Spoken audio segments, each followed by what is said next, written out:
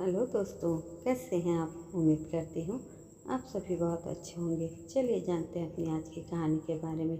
मिश्रा जी के दोस्त ने जैसे ही उनके हाथ में लड्डू का डिब्बा देखा तो झट से बोल पड़े कि आज सुबह सुबह किस खुशी में लड्डू बांटे जा रहे हैं। मिश्रा जी ने अपने दोस्त को बताया कि ऊपर वाले की दुआ से आज मेरे घर 3 बेटियों के बाद बेटा पैदा हुआ है। दोस्त ने मजाक करते हुए कहा कि वैसे ऊपर वाला रहता कौन है। मिश्रा जी ने गंभीर होते हुए कहा कि मैं अपने ऊपर नहीं, सारी दुनिया के ऊपर रहने वाले मालिक की बात कर रहा हूँ।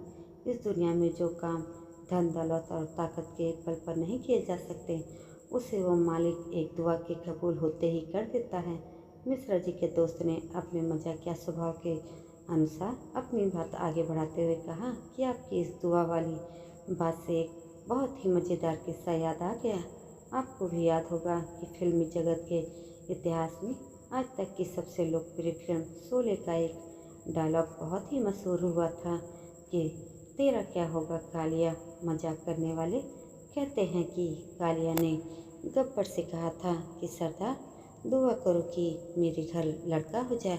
बात किसी मजाक की हो या कठिन परिस्थितियों की, एक जनसाधारण से लेकर बड़ी से बड़ी हस्ती के जीवन में एक बात समान रूप से सामने आती है कि जब भी जिंदगी के किसी मोड़ पर बुरे वक्त से सामना होता है तो उस समय हमारी जीवन नैया बीच भंवर में हिचकोले खाने लगती है। दुनिया में बार बार अपनों से धोखा खाने के बाद जब इंसान का सब कुछ लुट जाता है, उस समय वह खुद को अकेला और असहाय महसूस करने लगता है। सभी संसाधन होते हुए भी इंसान कभी कहीं सूखे और कभी अधिक बरसात के कारण बाढ़ जैसा हालत के सामने जिंदगी की जंग हारने लगता है। हंसी खुशी में तो हर कोई एक दूसरे का साथ निभाने का देवखावा कर लेते हैं, लेकिन परेशानी के बाद जब पैसा ताकत दोस्त यार सभी हमारा साथ छोड़कर हमसे दूर भागने लगते हैं तो उस समय चारों ओर हमें अंधकार ही अंधकार दिखाई देता है। ऐसे में जब कहीं से मदद की कोई किरण नजर आती है, उस समय इंसान घबरा कर दुआओं का सहारा लेता है। सच्चे मन से निकली हुई दुआ रोशनी की उस किरण की तरह होती है जो एक ही पल में अंधकार को चीरकर चारों ओर उजाला फैला देती है। भगवान की उपासना में अटूट विश्वास रखने वाले ज्ञानियों का मानना है कि सांसारिक सुख तो पैसे से खरीदे जा सकते हैं, परंतु मन की आस्था पूरी तरह से निजी मामला है और हर कोई अपने इष्ट देव तक केवल दुआ के माध्यम से ही पहुंच सकता है। किस्मत को दोष देने के बजाय हमें सच्चे मन से दुआ करने की आदत डालनी चाहिए। इससे हर किसी की किस्मत खुद ही संवरने लगती है।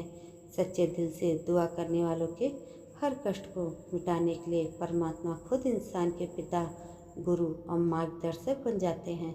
फिर उस व्यक्ति की दुनिया में किसी से डरने की जरूरत नहीं होती है। नेक दिल इंसान पूजा पाठ और आराधना के बल पर उदासी परेशानी को अपनी दासी बनाकर रखते हैं और उसे कभी भी अपने चेहरे पर नहीं आने देते हैं। दुआ दिल से करो, सदा ही कबूल होती है, लेकिन मुश्किल यह है कि यह बड़ी मुश्किल से होती है। दोस्तों, यह सीख आपको कैसी लगी कमेंट करके ज़रूर बताइएगा और ऐसी ही सीख और लेखों के लिए मेरे चैनल को सब्सक्राइब भी ज़रूर करिएगा। धन्यवाद।